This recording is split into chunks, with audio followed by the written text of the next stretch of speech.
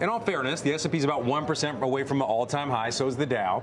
So it's not like the markets are in trouble. However, everybody kind of has an uneasy feeling. I think that's because tech and financials aren't really participating, and the two combined, they're about half the S&P. Yeah. What does that mean?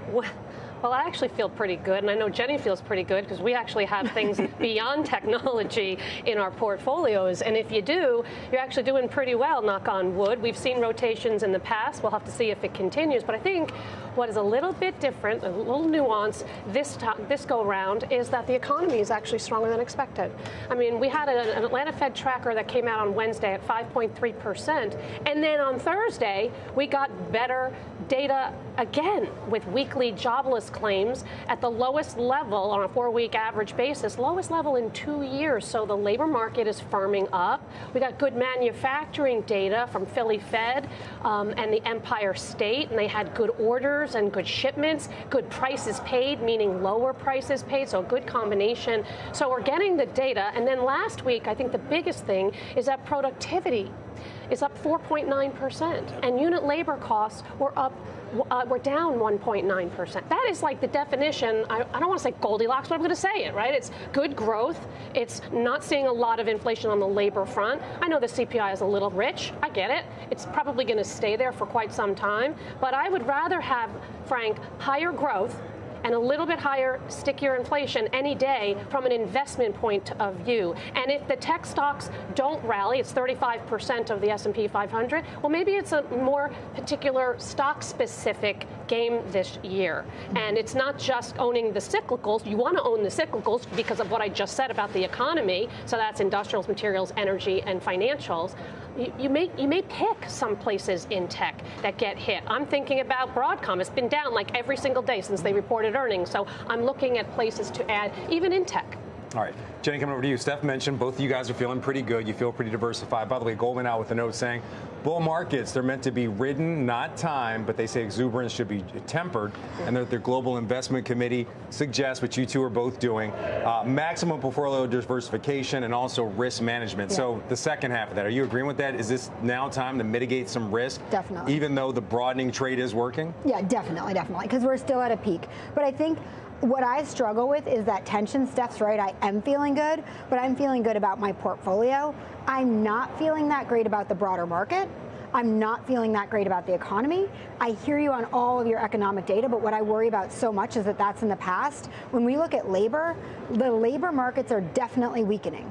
And that's a really strong tension too, because on the one hand, weaker labor is good for corporate balance sheets, help drive earnings, but if it goes too far, it starts to impact the economy in a negative way. And these are things where there's fine lines, there's not a lot of clarity, we don't know where it's going. So I'm really struggling kind of emotionally right now between being thrilled that if you look at DVY, a dividend ETF, it's up 4.5% this year. That's great. The rotation's great. I'm loving that part. But I really am worrying about the future. And Frank, to your point about take some risk off, definitely. Rick Reeder had an interesting piece out where he says the odds are changing. 2026 is a market for investors, not gamblers, which goes to your point exactly. You want to be picking the stocks, you want to be granular, you want to be nuanced, you need to be careful. And I do think if you can, you take risk out of your portfolio, and that can come in a lot of different ways. It doesn't mean get out of stocks comprehensively, right? There's different stock strategies out there. Some have significantly less risk than others, but if you have this opportunity and you don't need to nail the top. You don't need to nail the top, but however you cut it, the market is still pretty much kissing an all-time high. So if you can take a little off, I'd say do it. So where are you worried on the labor front? Because I don't really care about the non-farm payroll numbers. That's backward looking. Okay, I don't even care about the ADP numbers. But if I think about the coincident indicators, which is the weekly jobless claims, so we're at 205,000, right? Weekly jobless claims. That's as of Thursday, and that's the 4-week moving average. Right. Okay. Recession is 350 to 375,000, and the 5-year average is 273. So we are across the board looking at something that's real time, real labor statistics, smoothing it out, and the numbers are good. I will give you that it's cooling, certainly not collapsing. Here's my issue. This is like when we talk about the K-shaped economy. This is exactly where it's at. So Steph, you're right. In aggregate, you're absolutely right. In aggregate, the numbers look okay.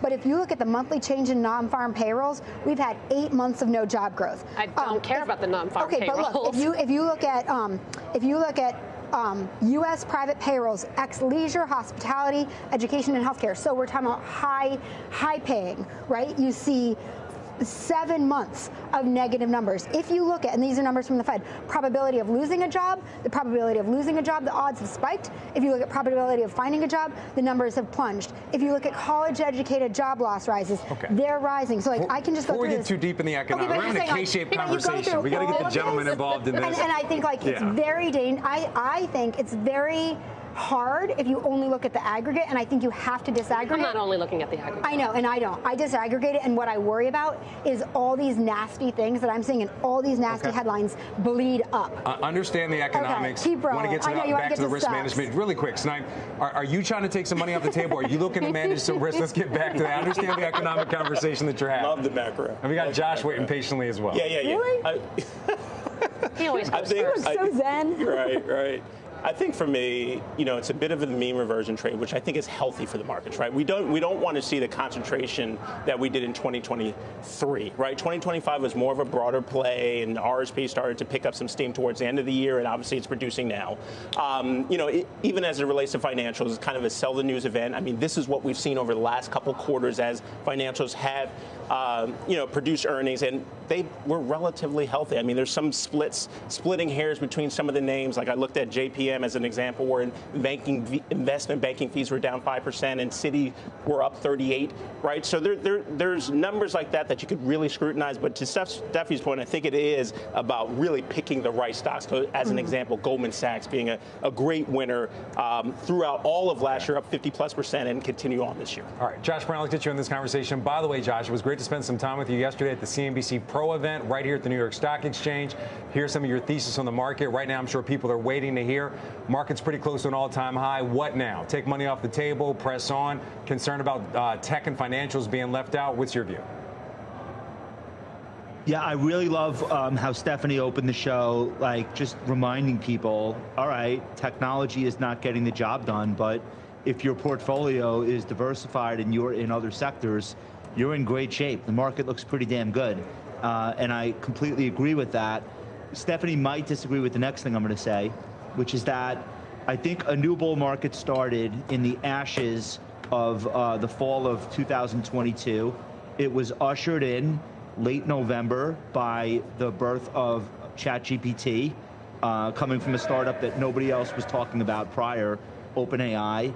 That kicked off, I think, a brand new bull market and a new economic cycle related to the AI CapEx build out and NVIDIA becoming the largest market cap stock in the world, and then subsequently Broadcom.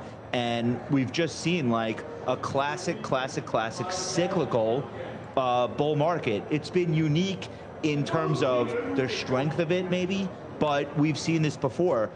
So I think 23 was really like that early stage of a new bull market, and it was highly dominated by AI. Last year was a little different. It felt mid-cycle-y. Financials were the leading sector. Industrials were incredible. Stephanie, Jenny, Jason, we spent the whole year talking about all sorts of like newish bull markets coming along. 24, 25, you're talking about utilities. Like it was just a really interesting bull market, but nonetheless mid-cycle. This year feels like we're getting into late cycle. Doesn't mean like we're having a recession right after, but outperformance by commodities, materials, and energy is a classic tell that commodity pricing pressures are starting to build up. Higher demand than supply in certain commodities starting to build up. Some of those pressures, a little bit of a softening in the labor market. I know you guys can debate that with me till the cows come home. Let's just say it's not as good as 24, and we could all agree to that. Like, that's sort of where it feels like we are to me. And what do I do in response to that?